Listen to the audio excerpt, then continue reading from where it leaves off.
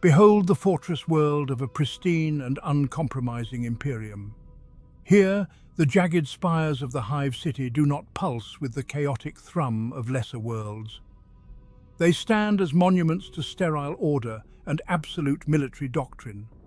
Along the grand ferrocrete transit arteries, the Adeptus Arbites maintain a cold and merciless vigil to ensure the population remains entirely subjugated to the demands of the tithe.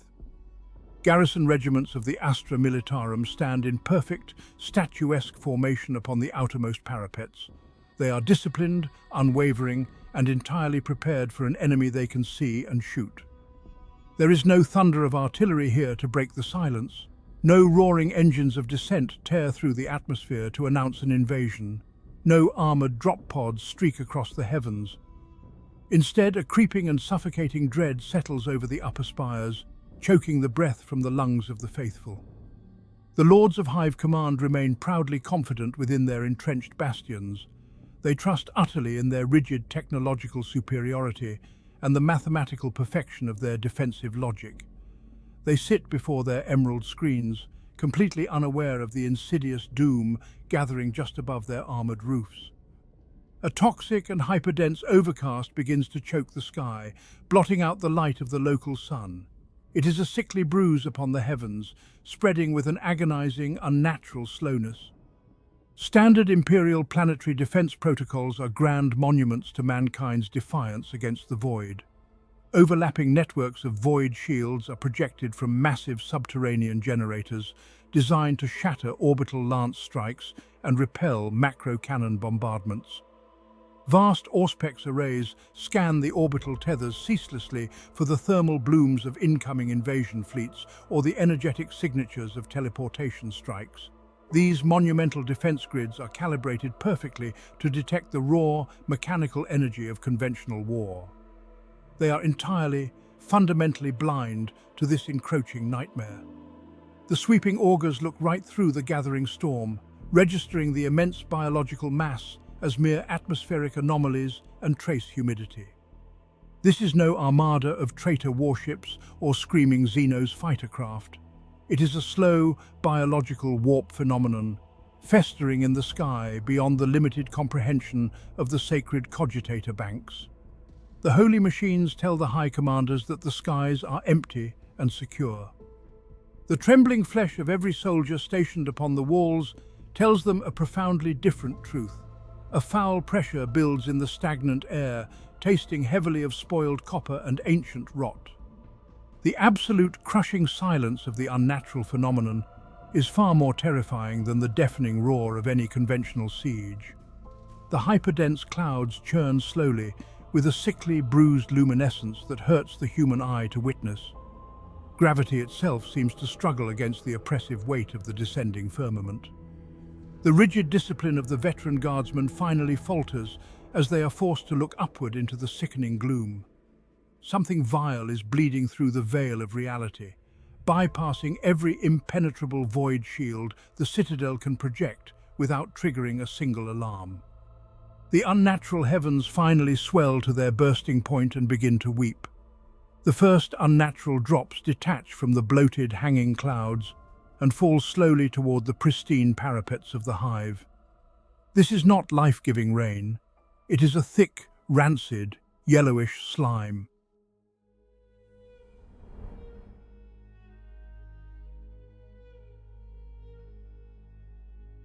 The foul precipitation did not strike the battlements with the staccato rhythm of a conventional bombardment. It simply settled upon the hive like a shroud. There was no thunderous barrage to rally the soldiers against. There were no deafening artillery impacts to drown out the whispered prayers of the frightened. Instead, a terrifying and suffocating silence descended upon the outermost defensive lines. The thick rockreete barricades, engineered by ancient artisans to withstand the fury of macro-cannon shells, simply began to bubble. A sickening, persistent hiss replaced the expected roar of war. The adamantine battlements wept thick, discolored tears as the precipitating slime initiated a relentless chemical and biological degradation of the fortifications. Upon the highest walls, The sentries of the Astra Militarum stood paralyzed in the grip of a profound, creeping terror. These men and women were trained to face the overt horrors of the galaxy with steady lasguns and fixed bayonets. Yet their rigorous martial discipline offered absolutely no defense against the very atmosphere they now occupied. They looked down in horror at their standard-issue flak armor, the proud and stoic panoply of the Imperial Guard, and watched it pit and blister. Without a single shot being fired by any visible enemy, the hardened plasteel and ablative weaves simply melted away into a foul, steaming slurry. Weapons fused into useless lumps of slag while still held in trembling hands. As raw flesh was exposed to the caustic mist, the resulting screams were swallowed by the dense and suffocating fog of decay. In the bloody annals of galactic conflict, the servants of the Blood God always announced their arrival with explosive and sudden violence, shattering worlds in a mindless frenzy of brass and gore. The myriad Xenos breeds of the Void execute their xenocidal strikes with either surgical precision or overwhelming kinetic force. But the Plague God does not wage war with such crude, impatient haste. The Lord of Decay is eternally patient. His pestilent gifts are absolute, and his gradual consumption is utterly inevitable. This horror unfolding upon the outer walls was not a siege in any military sense recognized by the Tactica Imperialis. The defenders were not being bombarded by traditional enemy formations. They were being slowly, methodically digested. The atmosphere itself had been weaponized into a cosmic gastric acid, breaking down stone, metal and mortal flesh alike to feed a blooming and putrid ecosystem. Every passing second saw the structural integrity of the outer perimeter fatally compromised by this silent, weeping dissolution. Panic spread like a contagion through the trench networks as the frontline guardsmen realized their impenetrable fortifications had become their dissolving tombs. The local Vox channels choked on panicked reports of melting barricades and sloughing flesh. Deep within the armored heart of the primary spire, the command augurs finally registered the catastrophic decay of the city's outer defensive layers. Officers in immaculate uniforms scrambled over flickering hololithic tables, desperate to interpret telemetry that defied all conventional strategic logic. The creeping necrosis of the outer walls demanded an immediate and drastic response from those sheltered in the pristine upper echelons. Voices cracked with panic as urgent commands were broadcast down the hierarchy, demanding the immediate execution of ancient lockdown protocols and the total hermetic sealing of the inner hive.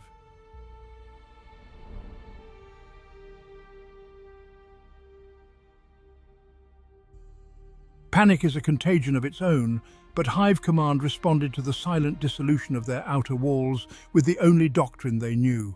They ordered the Great Lockdown. Massive adamantium blast doors, each weighing thousands of tons, were commanded to grind shut across every transit artery. The colossal atmospheric vents, the very lungs of the hive, were choked off to sever all connection with the toxic exterior. Within moments, the decree of the Lord Governor condemned over 1 billion souls to absolute isolation.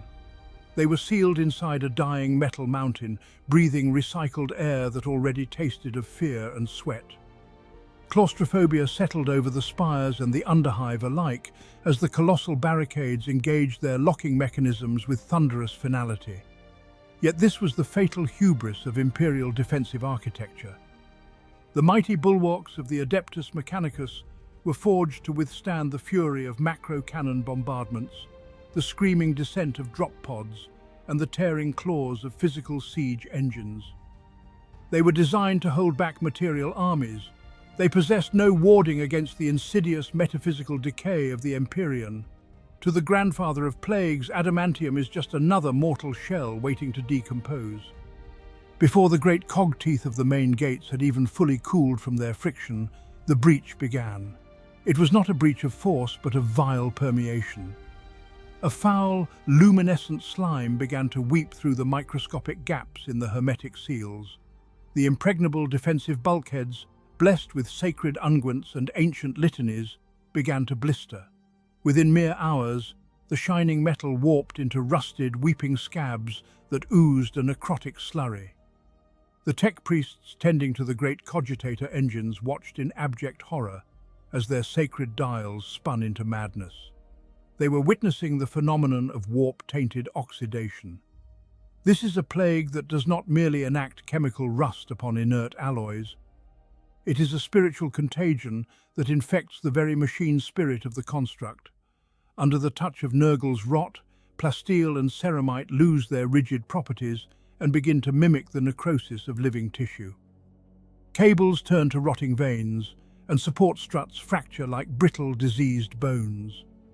The hive was no longer a structure of engineering, but a colossal, festering corpse. The air scrubbers drew in the tainted moisture from the weeping walls and sprayed it through the ventilation shafts. The hermetic isolation they had so desperately prayed to for salvation became their ultimate doom.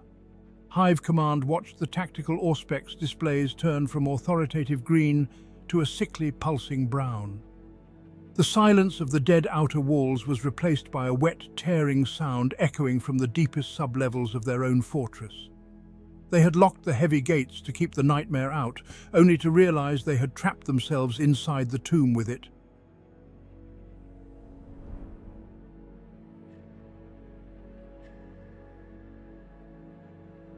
With the supposedly impenetrable bulkheads reduced to weeping scabs of oxidized iron, the grand quarantine of the Hive City was declared an absolute and catastrophic failure. There was no breach alarm, no sudden influx of roaring conquerors to fight. Instead, the invasion manifested as a profound and sickening shift in the very atmosphere of the deep hive. The sterile, recycled air of the lower habs, once aggressively scrubbed by ancient machineries, simply died in the rusted vents. In its place came a heavy, humid miasma that pressed against the skin like a physical weight. The air itself became meat. It grew thick, almost gelatinous to the breath, clinging to the back of the throat with a foul tenacity that demanded constant coughing. Guardsmen tasted the unmistakable cloying flavor of overripe, rotting fruit mingled with the copper tang of ancient blood. Every lungful was a respiratory violation, forcing the desperate defenders to choke on the very environment they were ordered to hold. They had become trapped not in a fortress of humanity, but within the stagnant, festering belly of a massive incubator. Inside the subterranean bunkers and defensive trenches, a profound claustrophobic terror took root among the surviving regiments. The temperature spiked into a feverish swelter, causing the grand ferrocrete ceilings to sweat profusely. Condensation gathered in the gloom, but it was not clean water that wept from the stonework. Thick droplets of translucent slime and pale, necrotic fluids pooled along the vaulted archways. These heavy teardrops of absolute corruption dripped relentlessly onto the huddled, shivering squads stationed below. The viscous liquid splashed against standard-issue flak armor with sickening, wet smacks. It sank deep into the weave of their fatigues and coated their trembling hands in a greasy, irremovable slick. This was the absolute zenith of their psychological torment. The Imperial Guard is trained to hold the line against howling Xenos hordes and towering heretical monstrosities. They are forged in the crucible of war to fire upon a visible, screaming foe. Yet as they stared down the long, empty corridors of the Underhive, there was absolutely nothing in their crosshairs. Laser guns and heavy bolters were leveled at vacant shadows, the targeting beams illuminating only the swirling, spore-choked fog that swallowed the lumen lights. Fingers whitened on triggers, waiting desperately for an enemy to step into the kill zone so they might finally defend their doomed lives. No enemy came to grant them the mercy of open combat. Instead, the men were subjected to a maddening, mind-breaking juxtaposition. There were no battle cries, no thundering barrages of artillery, only an oppressive, suffocating silence masking the wet, ambient sounds of active decay. They could clearly hear the plop of falling slime, the bubbling hiss of acidic rust eating through deck plates, and the wet tearing of organic matter multiplying in the dark. The magnificent Hive City was audibly digesting itself. Every soldier knew with bleak, undeniable certainty that the gelatinous miasma they breathed was already colonizing their bodies from the inside out. The warp-borne sickness had prepared the soil, breaking the iron barriers and softening the mortal flesh. The stage was perfectly set, the atmosphere ripe and heavy with horrific expectation. The true horror of the plague, God was no longer just a creeping, invisible sickness in the air. Deep within the festering bowels of the ruined hab blocks, the first physical children of this new, rotting garden finally began to stir.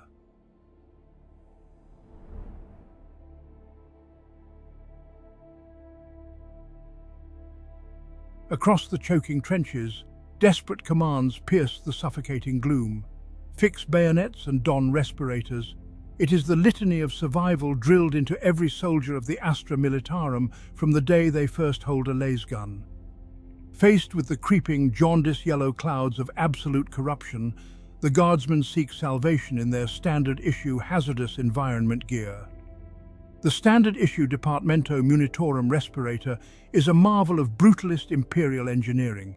Its heavy vulcanized rubber faceplate seals tightly against the skin, while twin intake valves force contaminated air through dense chemical scrubbers.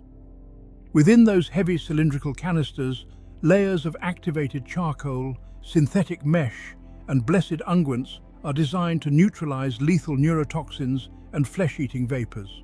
It provides the illusion of absolute safety. It offers the profound false hope that the esoteric horrors of the galaxy can be filtered out by simple industrial ingenuity. But the thick miasma descending upon the dying hive is no mere chemical weapon. It is a foul breath exhaled directly from the rotting gardens of the plague god. The respirator filters are not bypassed by a conventional gas, but are instead physically assaulted by the raw stuff of the warp. Suspended within the toxic fog are billions of microscopic demonic larvae, utterly invisible to the naked eye. The moment the roaring intake valves suck these insidious spores into the dark, damp environment of the filter chambers, the grim reality of demonic infestation takes hold. They do not merely poison the helpless wearer, they instantly hatch. To understand this horror is to understand the terrifying life cycle of the warp-spawned bloatfly. These vile demonic insects do not require biological parents or physical genesis to reproduce. They manifest from absolute nothingness into the material plane, crossing the veil between realities on a bridge of pure mortal despair. They are actively drawn by the psychic resonance of terror, misery, and the stagnation that hangs so heavily over a doomed battlefield. Where a mortal soul quails in raw fear, the immaterium responds, coalescing ethereal malice into physical, crawling form. The microscopic larvae gestate in fractions of a second, fueled by the humid, panicked breath of the terrified guardsmen trapped behind their heavy rubber masks. The protective mesh inside the Mark IV canisters provides the perfect nightmare incubator. What was built to be a resilient shield suddenly becomes a suffocating, writhing tomb. The frantic, heavy breathing of the desperate soldiers only accelerates the foul process, drawing the warp-tainted moisture ever deeper into the metallic valves. Microscopic maggots swell into fat, wriggling grubs, feasting on the blessed charcoal and the very oxygen meant to sustain the loyal soldiers. Within moments, the grubs split open to release fully formed adult bloatflies, their chitinous wings buzzing with a maddening atonal drone. The soldiers suck in desperate gasps for air, only to inhale a solidifying, squirming mass of bloated abominations.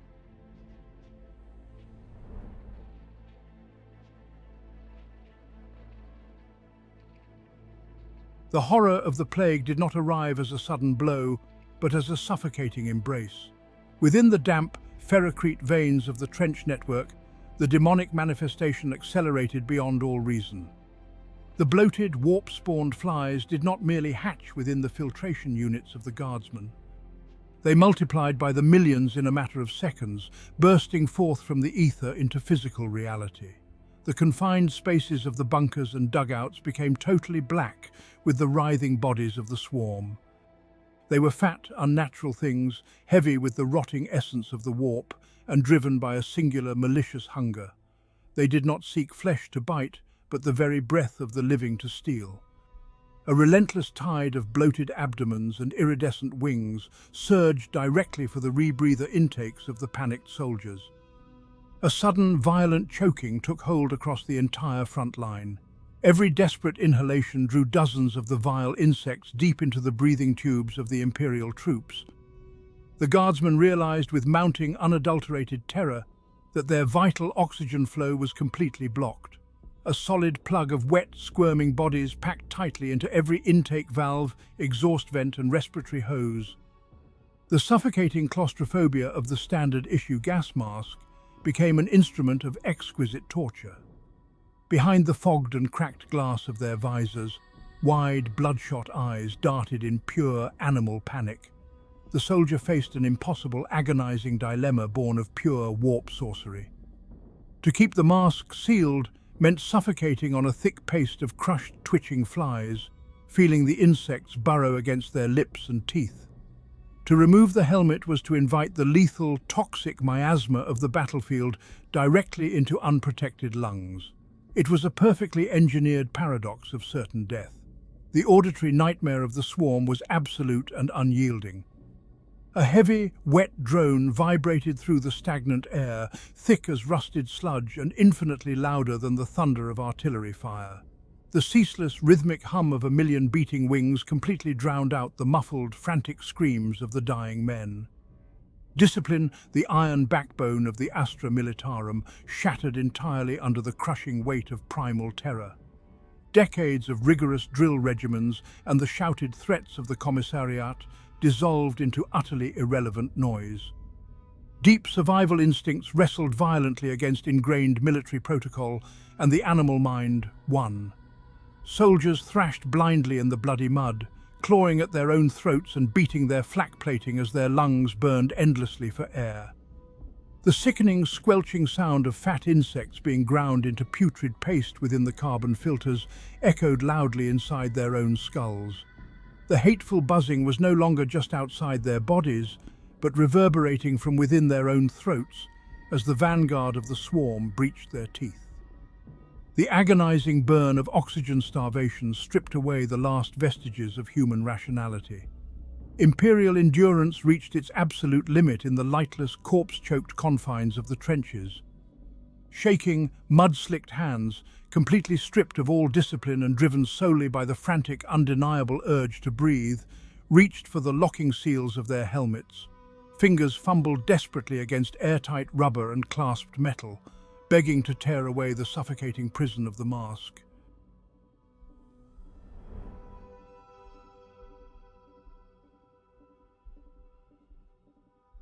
To tear away the rebreather was a desperate act of basic human instinct. Driven mad by the suffocating mass of corpse flies clogging their filtration tubes, the defenders exposed their faces to the unprotected atmosphere of the hive. They took deep, gasping breaths of the hyper-accelerated decay. The air did not burn like promethium or sting like acidic smog. Instead, it coated the throat like a warm, sickeningly sweet syrup. It tasted of overripe fruit and spoiled honey, a cloying miasma that slid down their windpipes with unnatural ease. In that single, fatal inhalation, the agonizing consequences of their desperation took hold. The internal trauma was instantaneous and absolute. Delicate alveolar tissues meant to draw life-giving oxygen were instantly overwhelmed by the warp-spawned contagion. The lungs began to liquefy and rot from the inside out. What was once healthy flesh dissolved into a bubbling, necrotic sludge. Guardsmen dropped to their knees, their panicked wheezing replaced by a wet, heavy gurgling as they drowned in their own melting organs.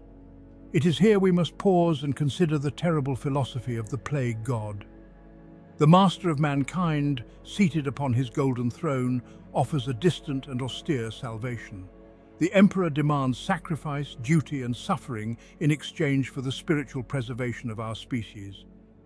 Grandfather Nurgle, however, offers a blessing that is immediate, intimate, and undeniably physical. He does not merely strike down his foes with sterile death. The plague god abhors a vacuum, and his diseases are acts of twisted, joyful creation. Where the Imperium brings order through rigid extermination, Nurgle aggressively fosters new, horrific life out of ruin. These dying soldiers were not simply succumbing to asphyxiation. Their dissolving respiratory tracts were rapidly blooming into entirely new, parasitic ecosystems. Within the warm, dark incubators of their decaying chests, spore sacs swelled and burst. Fungal blooms sprouted along the ridges of collapsing tracheae. Microscopic larvae fed upon the pooling remains of their dissolving diaphragms, multiplying by the thousands with every passing heartbeat. The human body, once a holy temple of the Emperor's design, was forcefully repurposed as a fertile garden of rot. As the afflicted convulsed upon the trench floor, they began to violently expel the vile harvest growing within them. They coughed up thick, dark handfuls of liquefied lung tissue interwoven with squirming newborn filth.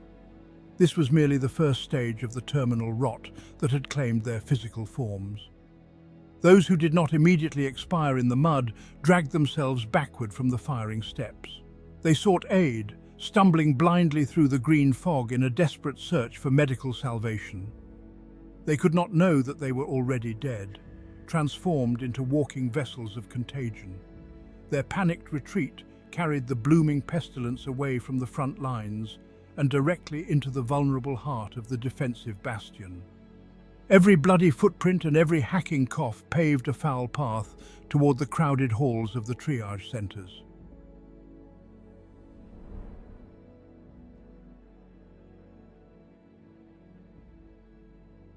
The retreating echelons of the Astra Militarum dragged their dying bodies into the sacred halls of the Officio Medicae. They sought salvation in the sterile sanctuaries of the hive, but they brought only their doom. Triage centers, designed to process the glorious wounded of the Emperor, were instantly overwhelmed by a tide of choking, suffocating souls. Thousands of soldiers collapsed upon the pristine ferrocrete floors, their lungs dissolving as they drowned in the necrotic fluids of their own ruined bodies. The vast pharmacological might of the Imperium was rendered entirely impotent against a contagion born of the warp. Humming sterilization fields, engineered to incinerate any known biological contaminant, flickered and died as the unnatural miasma devoured their energy matrices. Autosutures rusted and jammed within seconds of exposure to the infected flesh. Broad-spectrum panaceas, usually capable of halting the most virulent Xenos venoms, became nothing more than useless liquid when injected into the corrupted veins of the dying. This was no mortal sickness that could be purged by the holy sciences of mankind. It was a spiritual rot made manifest, an aggressive unmaking of biological law that sneered at the concept of a cure. Even the tireless servants of the machine god were not spared from the encroaching decay. Medicae servitors, lobotomized and bound to the sole purpose of healing, began to fail in horrifying ways. The organic components of their half-machine bodies succumbed to the supernatural plague, their flesh rotting away from their cybernetic chassis in great sloughing clumps. Blind to their own putrefaction, the cyborgs continued their programmed rounds through the flooded wards. Their vocabulator units sputtered and sparked, endlessly repeating sterile, unhelpful medical advice over the agonizing death rattles of the men they were meant to save. "Please remain calm," the rotting machines droned, while their own necrotic fluids dripped onto the faces of the condemned. "Your vitals are being monitored. Hydration is recommended." The illusion of sanctuary was utterly shattered. Quarantine protocols, once the unbreakable shield of the hive city, dissolved into irrelevance as the very air within the sealed wards turned into a toxic soup. Bulkheads locked down in a desperate bid to contain the outbreak only served to trap the uninfected in inescapable tombs alongside the dead. There was no safe zone remaining anywhere within the sprawling metropolis. The environment itself had declared a holy war against the uncorrupted. Every breath drawn was a gamble with damnation, and every surface touched was a vector for the creeping doom. The macro-level collapse of the medical infrastructure left billions stranded in an ocean of pestilence. Without the intervention of the Medicae, the true agonizing nature of the affliction began to reveal itself upon the flesh of the Forsaken. The horrors of the flooded triage centers were merely the prelude to a far more intimate nightmare. As the grand machinery of survival ground to a rusted halt, the attention of the plague turned to the smallest of vulnerabilities. Even the most insignificant scratch, a grazed knuckle or a simple blister, became an open doorway for the dark miracles of the warp to take root.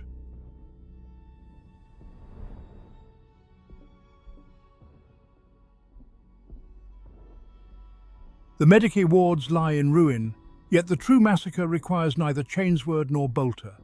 To understand the doom of the regiment, one must look away from the shattered bastions and peer into the infinitesimal. Consider a nameless guardsman stumbling in the rancid mud of the trench, scraping a knee against a jagged piece of fallen rockcrete. Consider another miles down the line, whose tremulous hand slips while tearing open a damp cardboard munition crate, suffering a tiny, seemingly insignificant paper cut across the knuckle. In any ordinary theatre of war across the vast Imperium, such trivialities are ignored entirely. Here, beneath the weeping, bruised gaze of the warp storm, they are an absolute and immediate death sentence. The veil between reality and the Empyrean has worn so incredibly thin that the very atmosphere is pregnant with unseen malice. Within seconds, the mortal flesh betrays itself. The shallow scratch upon the guardsman's knee does not scab, but instantly liquefies into a foul trench of rot. Necrotic black veins spiderweb outward from the tiny breach, racing up the thigh and plunging into the groin as the surrounding tissue swells tight with a thick, sloughing yellow pus. The paper cut upon the knuckle splits wide, the edges peeling back and turning a diseased, gangrenous green before the soldier can even draw a breath to scream. To comprehend this accelerated terror is to understand the deeply esoteric nature of the plague god's gifts when they manifest within the material realm. These afflictions are not mere pathogens born of stagnant water or earthly decay. They are microscopic warp spores, highly sentient and deeply malicious fragments of Nurgle's boundless affection, swimming freely through the corrupted air. They possess a predatory intellect on a subatomic scale. These microscopic entities actively hunt for the slightest vulnerability in the physical armor of reality, drawn to a millimeter of broken skin like starving hounds, drawn to a fresh kill. Once they breach the mortal shell, they do not simply destroy the host. The dark entities of the warp do not desire sterile annihilation. The Lord of Decay desires life, abundant and overflowing. The spores immediately hijack the body's natural defenses. When the desperate human immune system rushes white blood cells to heal the scraped knee or the severed knuckle, the warp spores feast upon that very restorative energy. They weaponize the human body's desperate will to survive, twisting the natural healing process into a terrifying catalyst for hyperfecundity.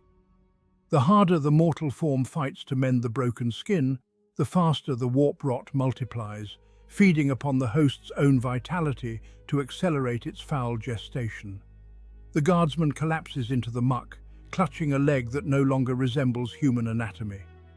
What began as a mundane scraped knee is now a churning epicenter of rampant, unnatural growth.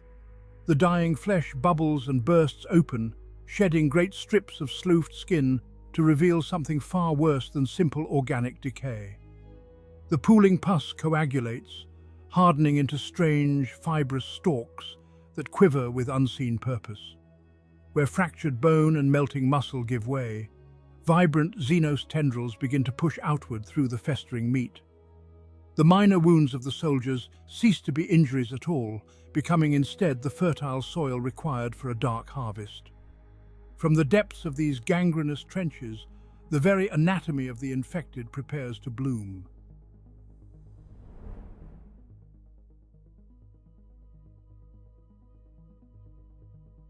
The blackening flesh and rapidly necrotizing wounds were merely the tilling of the soil.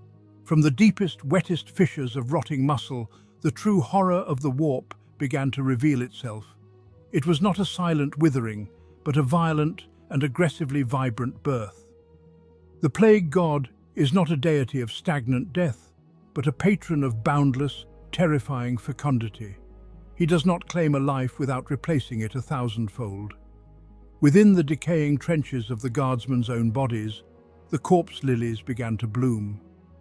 These pale, sickly flowers unfurled their fleshy petals from the depths of open sores, feeding greedily upon the rich arterial blood and liquefying marrow of the living hosts. The air grew thick with a cloying, sweet stench of botanical rot. Weeping buboes clustered like grotesque overripe berries along the branches of exposed and pulsating veins. The sensory nightmare of this physical transformation rivaled the sheer, agonizing pain. There was a constant wet tearing sound echoing through the medical tents and the mud-choked dugouts. It was the sickening noise of the human epidermis splitting wide open under immense internal pressure.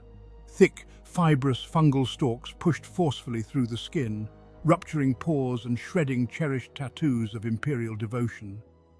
Damp roots burrowed deep into healthy muscle tissue, wrapping tightly around the bones of the infected to anchor their unnatural heavy weight.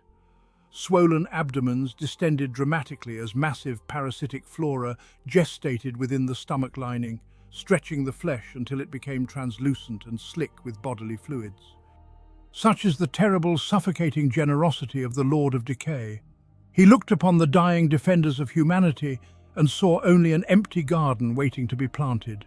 In his twisted benevolence, he gifted these broken mortals with abundant, revolting new life. Lungs filled with wet spores, expanding with every ragged breath until they pushed pale green shoots up the trachea and out through the shattered teeth of the victims. The loyal soldiers of the Astra Militarum were no longer warriors, but walking, screaming planters for a demonic harvest. Their human nervous systems remained cruelly, perfectly intact. Every microscopic twitch of a root, every unholy blossom opening against the cold air, sent fresh waves of blinding agony through their deteriorating minds. They were fully conscious as their own bodies were hijacked by this wet, vibrant, and utterly abhorrent ecosystem. To look down and see a thriving, pulsating garden of pestilence feeding upon your own living chest cavity is to gaze into the absolute deepest abyss of madness. Tears of blood and infected pus watered the very flora that consumed their faces. They were drowning in the aggressive vitality of a paradise born entirely from the darkest depths of the warp. As the unnatural flowers drank their fill of human suffering, the remaining slivers of sanity within the infected began to fracture entirely. The fragile human mind can only endure so much profound physical violation before the primal survival instinct turns inward. The doomed soldiers looked upon their blossoming, ruined limbs with a profound and absolute terror, realizing that salvation could no longer be found in the hands of the Decay. There was only one dark path left to halt the endless blooming of their own flesh.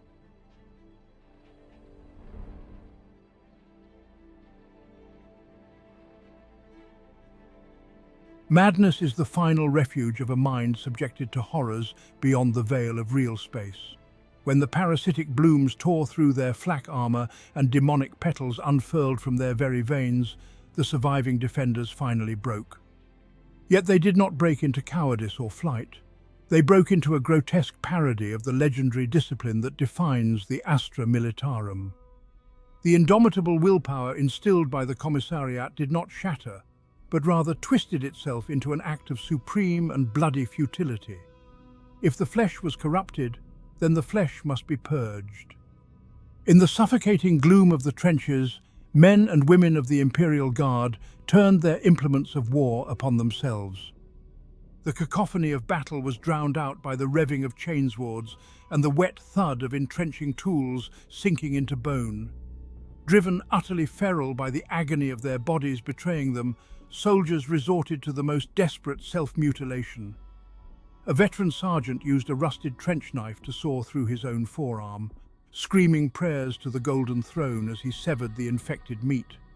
Nearby, heavy weapons specialists fed their infested legs into the roaring teeth of the blades wielded by their squad leaders. The mud of the redoubts became a slaughterhouse of frantic, uncoordinated amputations. Blood mingled with the toxic slime as men hacked at their own thighs and shoulders, trying to outpace the creeping rot. It was a horrifying testament to their devotion. They believed with fervent, fanatical desperation that sacrificing the limb would save the whole. They would gladly surrender their hands, their legs, and their eyes to remain pure in the sight of the Emperor. Tourniquets of razor wire and ripped fatigues were tied around ragged stumps by trembling, blood-slicked fingers. The trench lines echoed with the guttural roars of men choosing to become crippled martyrs rather than walking abominations. Some guardsmen smashed their corrupted appendages with the heavy steel butts of their laser guns until the bones splintered into useless fragments. Others begged their comrades to unleash the cleansing heat of a flamer upon their blooming skin, welcoming the horrific burns over the touch of the warp. They sat in the pooling gore of their own making, gasping through the trauma of unsanctioned surgery. Many simply bled out into the muck, their final breaths choked with the metallic taste of their own sacrifice. Those who survived the shock clutched the severed pieces of themselves that still writhed with unnatural flora. They watched the demonic orchids blossom from the disconnected fingers lying in the mud, clinging to the fleeting hope that they had severed the taint in time. Their pale, sweating faces were illuminated by the fires of burning bunkers, wearing masks of agonized relief painted in the crimson of their own veins. But the plague god does not claim merely the extremities of his victims, for the curse had already taken root within their spiritual core. The true horror was not the excruciating pain of a battlefield amputation performed in the filth. The true horror was the terrible crawling sensation that remained beneath the hastily tied bandages.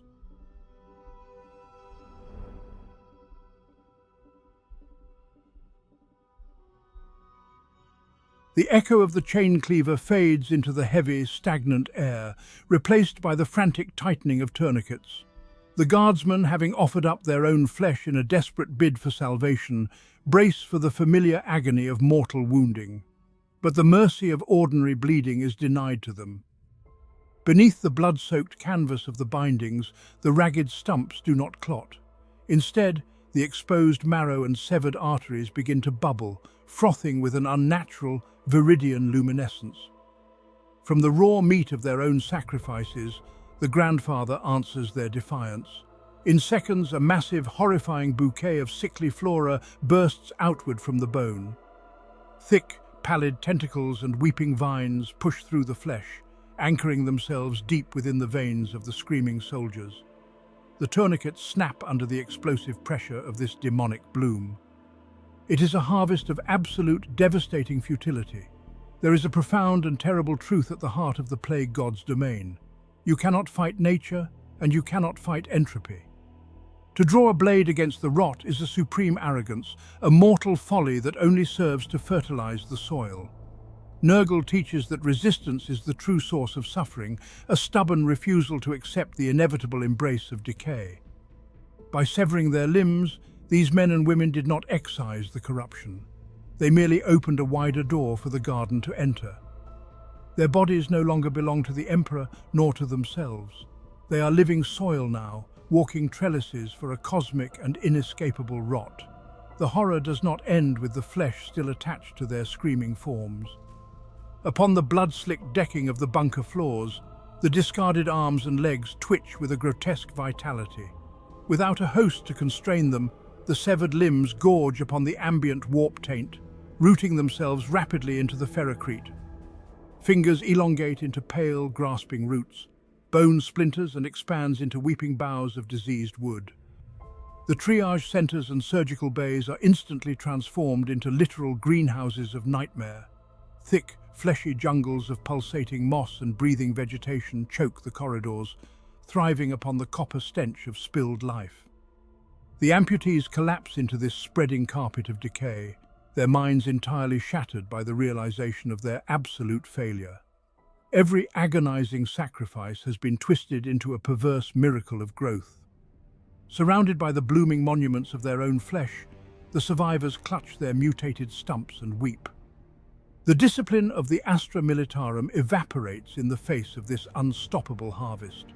In the suffocating humidity of the corrupted bunker, the broken remnants of the regiment turn their desperate, pleading eyes toward the Auspex consoles. They wait in the dark, suffocating beneath the weight of their own blooming bodies, begging for a voice from high command to tell them how to die.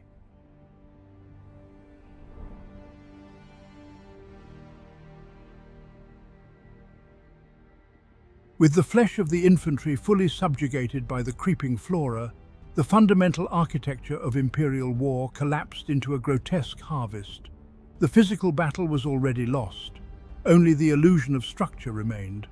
For the commanders of the Astra Militarum, the chain of command is not merely a doctrinal requirement. It is a psychological crutch, a sacred tether that binds a fragile mortal mind to the invincible majesty of the God Emperor. When the lasguns fall silent and the bayonets shatter, an officer will always turn to the Vox network. Across the crumbling trench lines, dying men clung to standard operating procedures with a desperate, pathetic zeal. Commissars and veteran sergeants knelt in the rotting mud, their own bodies betraying them as thick yellow pus wept freely from their tear ducts. Blind and suffocating, they screamed into their heavy radio handsets. They demanded artillery strikes that would never come. They pleaded for reinforcement from regiments that no longer existed. They begged the deaf heavens for a cohesive withdrawal order, needing permission from a higher authority even to surrender their lives.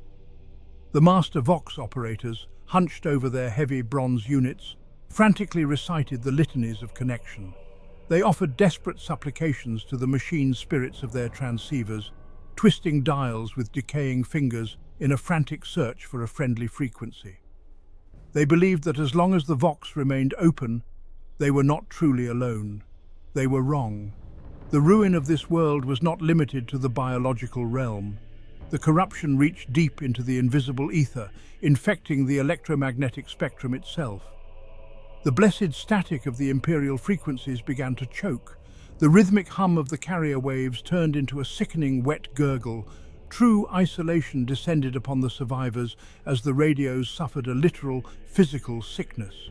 Instead of the hiss of white noise, the brass grills of the Voxcasters began to regurgitate. Thick, black slime bubbled up from the internal circuitry. The vile sludge spilled over the control panels, dissolving the sacred purity seals and dripping onto the hands of the operators. The machine spirits were drowning in the metaphysical filth of a nightmare realm. The officers stared in absolute horror as their ultimate lifeline literally vomited corruption onto the trench floor. The physical laws of communication had been rewritten by a malignant universe.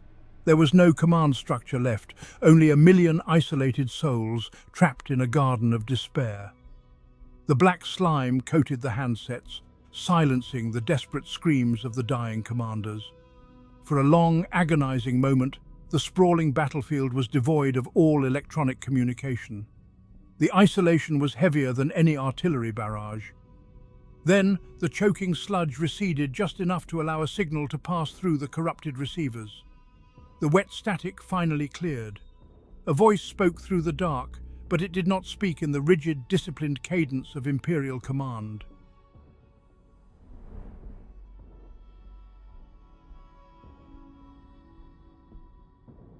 The silence that followed the death of the Vox network was not empty. It was pregnant with a vile anticipation. The surviving officers and operators stood completely frozen in the suffocating command bunkers. Their terrified eyes were fixed upon the brass and iron communication consoles that now wept thick mucosal fluids. They waited for the familiar hiss of mundane static to return. They prayed to the God Emperor for the crisp, authoritative bite of high command to cut through the nightmare and offer them tactical salvation. Slowly, the dead channels sparked back to life. But the frequencies had not been restored by Imperial tech priests. They had been hijacked by something ancient and impossibly foul. The static faded away, replaced by an unnatural resonance that made the air itself feel heavy and diseased. To truly understand the nature of this auditory horror, one must delineate between the myriad corruptions of the Empyrean. Standard chaotic scrap code is a recognized weapon of the Dark Mechanicum and the Bitter Iron Warriors. It is a predatory, malicious algorithm. It shrieks in abrasive binary syntax, actively shattering logic engines and overloading cogitators with paradoxical mathematics. What bled through the speakers on this doomed world was entirely different. This was not a jamming signal, nor was it a digital weapon designed to break machinery. It was a living, breathing sonic contagion birthed in the putrid garden of the plague god. Nurgle does not merely destroy information, for destruction is too clean an end. He infects it, allowing it to rot and fester upon the airwaves. This auditory virus defied the fundamental laws of acoustics and sanity. The sound itself carried the phantom stench of absolute, irreversible decay. As the transmission wavered over the tinny headset speakers, a metaphysical miasma filled the subterranean bunkers. Hardened veterans gagged and choked as the distinct scent of ruptured bowels and stagnant grave dirt invaded their nostrils. This foulness was carried not by the wind, but woven directly into the audio frequencies themselves. It was a terminal disease transmitted entirely through the act of listening. The physical sensation of sickening moisture clung tightly to every passing sound wave, leaving a greasy film upon the eardrums of the damned. Desperate for any semblance of human connection, the stranded guardsmen pressed the receiver cups tightly against their ears. They strained with every ounce of their failing willpower to hear a human voice, an encryption code, or even a dying scream from their distant comrades. Instead, they were greeted by a slow, rhythmic, and utterly repugnant churning. It was the wet, shifting chorus of enormous, bloated organs digesting untold masses of filth. Every breath transmitted over the open line was a rattling gasp, drawn through fluid-filled lungs. They heard the sickening tearing of necrotic tissue, the pressurized popping of colossal buboes, and the endless, gluttonous rumbling of a cosmic intestine. The frozen commanders realized with mind-shattering clarity that the entire communication grid had been literally swallowed by a demonic entity. They were no longer tapped into a fortified Imperial relay. They were helplessly listening to the internal biology of a warp-born monstrosity that was currently digesting the very fabric of their world. The horrific sound wrapped around their desperate minds like a strangling vine, preparing the neural pathways to receive the final broadcast that would permanently tear away the last frail shreds of their sanity.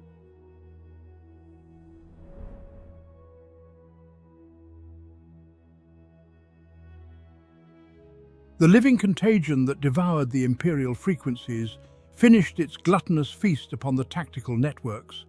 Instead of the sterile deliverance of reinforcement coordinates, the brass voxcasters vomited forth a wet, phlegm-choked laughter.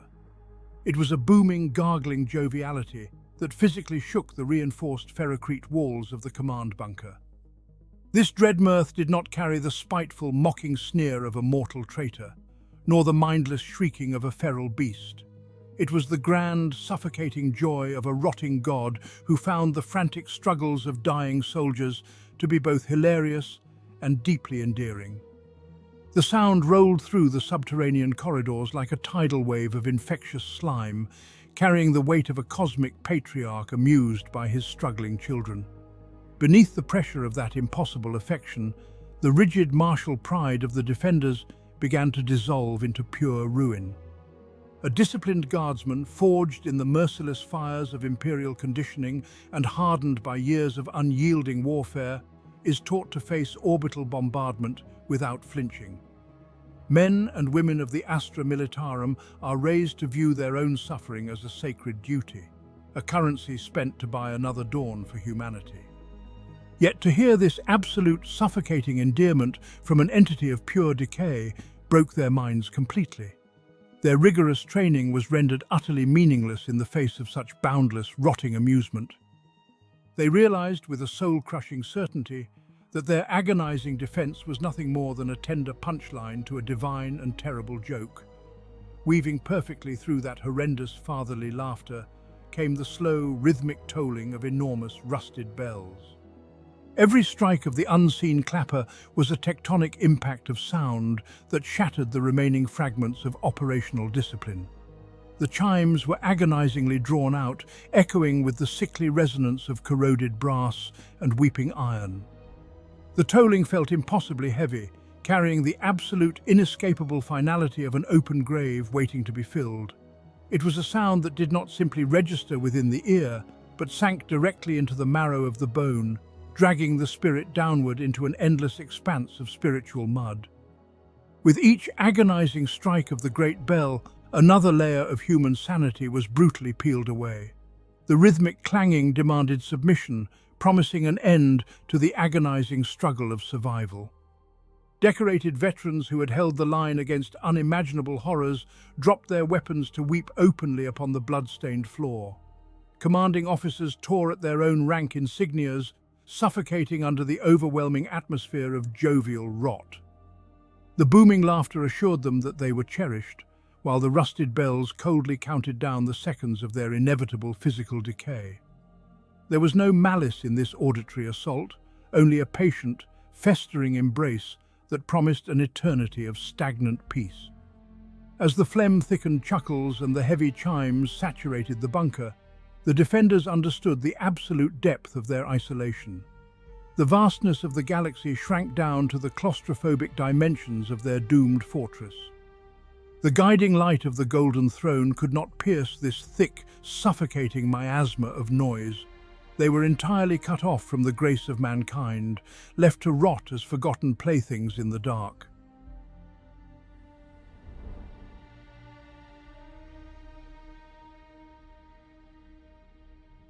The wet laughter still echoed in the trench lines, accompanied by the ceaseless tolling of unseen bells.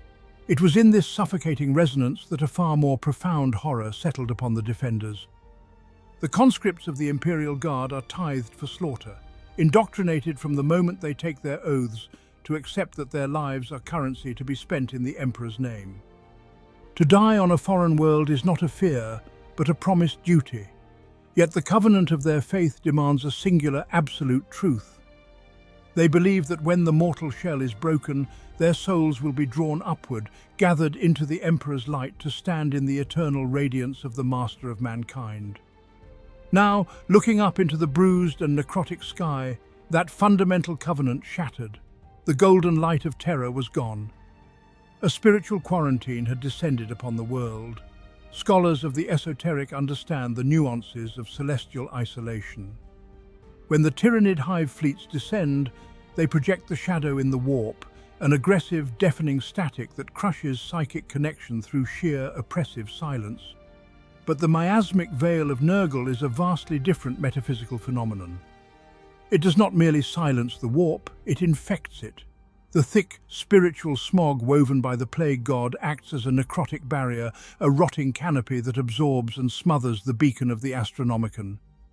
The warp storm above them was not just a weather anomaly. It was a physical and spiritual wall of festering psychic decay. The defenders were entirely severed from the grace of the Emperor. No reinforcements would break through the orbital blockade. No astropathic choir could pierce the sickly gloom to call for aid. Worse still, no soul could escape the atmosphere once the mortal body perished. The paralyzing realization spread through the regiments faster than any pathogen. They were going to die alone, abandoned in the freezing mud, and their sacrifice would mean absolutely nothing. The philosophical death of the Imperial Guard occurred not with a scream, but with a hollow, weeping silence. Every soldier clutching a poured brass aquila knew the terrible truth of their impending doom. When their hearts stopped beating, they would not rise to the Golden Throne. Their untethered souls would be snagged in the miasma, dragged down through the metaphysical mire, and planted like rotting seeds within the infinite fly-blown acres of Nurgle's garden. They were condemned to an eternity of conscious, joyful decay, trapped forever in the loving embrace of the Plague Father.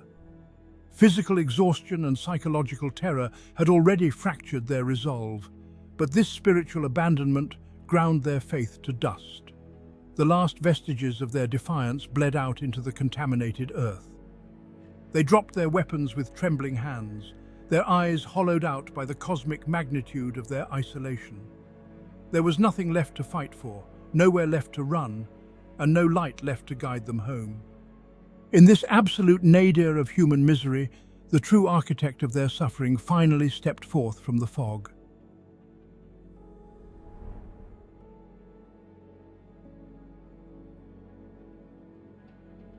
Out of the suffocating silence of total abandonment, the architects of this planetary rot finally manifest. When the Adeptus Astartes make war upon a world, they do so as a wrathful thunderbolt. Standard Imperial doctrine, and even the fury of the traitor legions, heralds a planetary assault with the shrieking descent of drop pods. They bring roaring assault craft, blistering orbital bombardments, and the deafening bellow of bloodthirsty war cries. Not so the fallen sons of Mortarion. Through the thick, swirling banks of toxic fog, there comes no sudden violence. There is only a creeping, methodical doom. Massive silhouettes begin to materialize within the churning miasma. They are swollen to impossible proportions, their outlines bloated and grotesque against the dim light of the dying world. The Death Guard do not charge, they do not sprint, they simply walk. The trench lines of the Astra Militarum are filled with broken men, soldiers who have accepted their spiritual death long before the physical blow lands. These guardsmen watch with numb, shivering paralysis as their end approaches at a torturous, walking pace. The horrific gait of the Plague Marines is a masterclass in psychological terror. It is a heavy, lumbering stride, devoid of all grace and martial urgency. Each footfall is a titanic weight pressing down upon the dying earth. Their armored boots squelch deeply into the liquefied muck of the corrupted battlefield, establishing a sickening rhythm of sucking mud and crushing weight. The Death Guard do not need to rush. Their patron god is the master of entropy, and entropy is the singular, absolute truth of the cosmos. They have all the time in the universe to claim their prize. The dread they inspire does not stem from blistering speed or overwhelming martial fury, but from sheer, unstoppable inertia. They are a creeping glacier of rusted ceramite, weeping flesh and spilling entrails. Desperate, ragged volleys of lasgun fire and stray bolter rounds from the trembling defenders spark fruitlessly against their corroded breastplates. The towering warriors do not flinch, nor do they break their steady rhythm to seek cover. To seek cover is an insult to the blessings of their dark grandfather. They merely trudge forward, an unhurried procession of the damned acting out a ritual of inevitable decay. A halo of pestilence surrounds their horned helmets, dark clouds of bloated carrion flies that obscure the rotting visages beneath. With every heavy, dragging step, they lay claim to the ground that their horrific plagues have already softened. Their rusted bolt guns and weeping plague knives are held with a relaxed, almost lazy confidence. There is no anger in their approach, only a cold, paternal patience. The numbed defenders can only stare as the rusted behemoths finally reach the outer perimeter. The mighty ferrocrete tank traps and thick coils of razor wire, once the stubborn pride of the Imperial defense line, have long since dissolved into a sludgy, corrupted ruin. The Plague Marines step effortlessly through these liquefied defenses, dragging their armored bulk through the foul mire without ever breaking their ponderous stride. As they cross the threshold of the final trench lines, the thick banks of toxic fog peel back. The pale, sickly light of the dead world falls upon them, bringing the horrific majesty of their bloated, pestilence-ridden armor into agonizing clarity.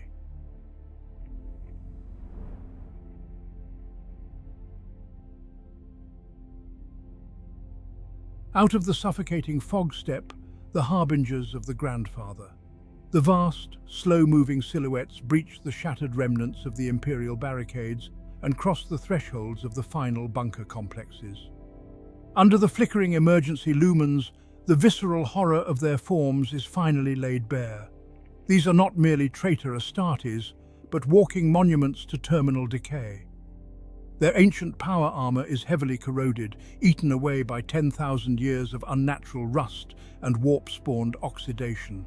Where ceramite plates have ruptured and split open, enormous folds of bloated, necrotic flesh spill outward in weeping cascades. They are bursting at the seams with a foul biological abundance, their bodies swollen with the rot of ages.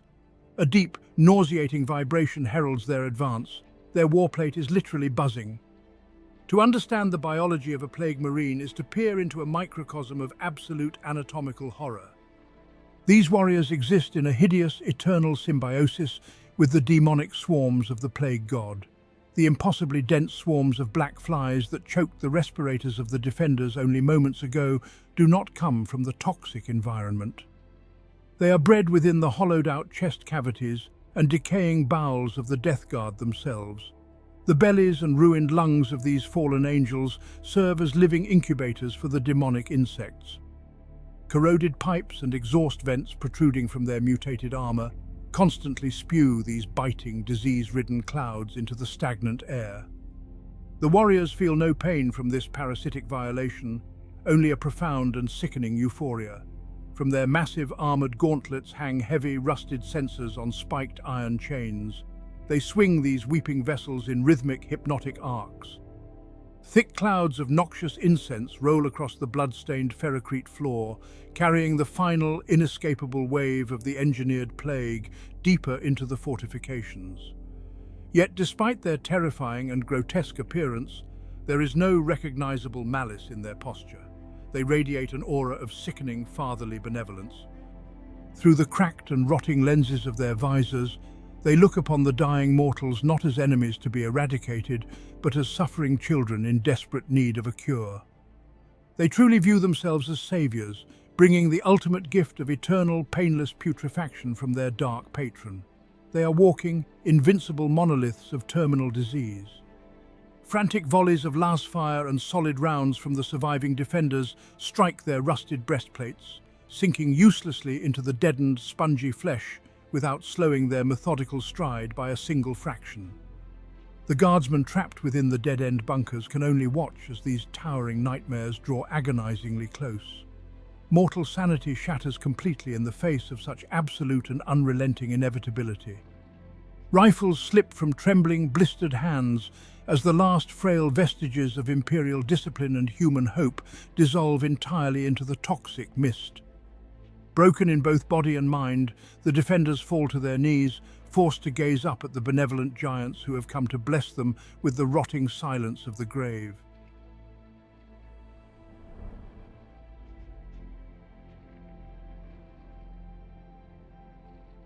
To look upon the heralds of Nurgle is to look upon the death of hope. The towering silhouettes of the Death Guard stood silent and immovable amidst the churning fog of contagion.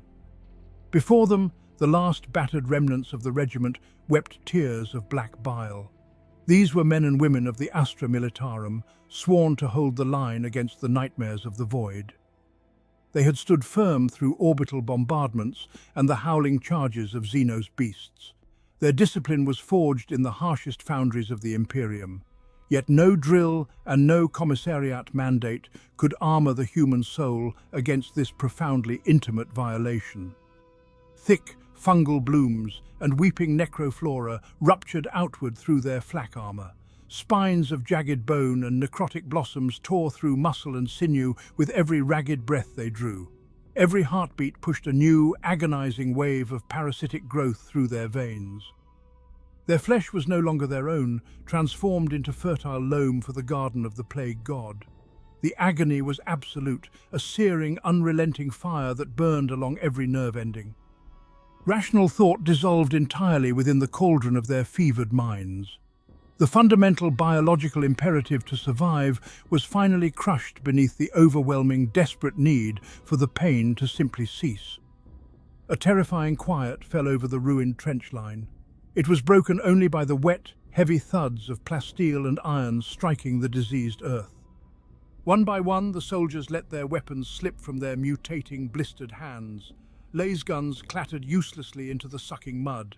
Heavy bolters, once the roaring anchors of their defiance, were shoved aside to sink beneath the stagnant, rotting water.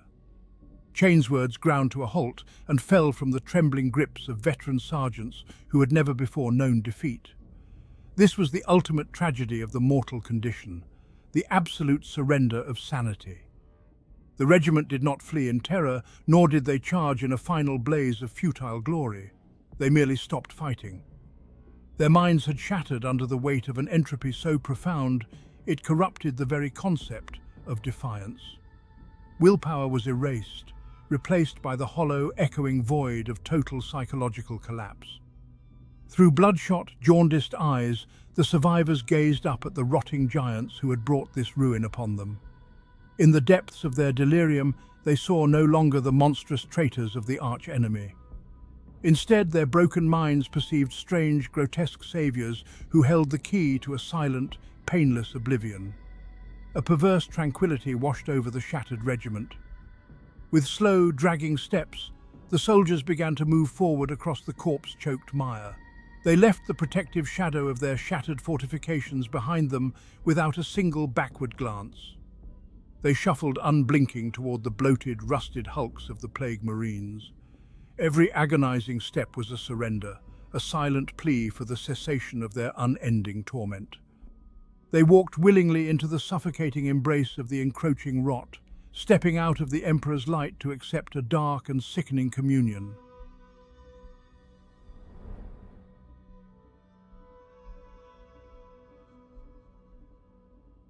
The rusted lasguns fall to the ash-choked earth, no longer weapons of defiance, but forgotten relics of a shattered sanity. The defenders of the Imperium do not flee, nor do they scream in the grip of their final terror. Instead, they stumble forward on rotting, gangrenous legs, their eyes blind with tears of an agonizing, unfathomable relief. They cast their trembling arms wide.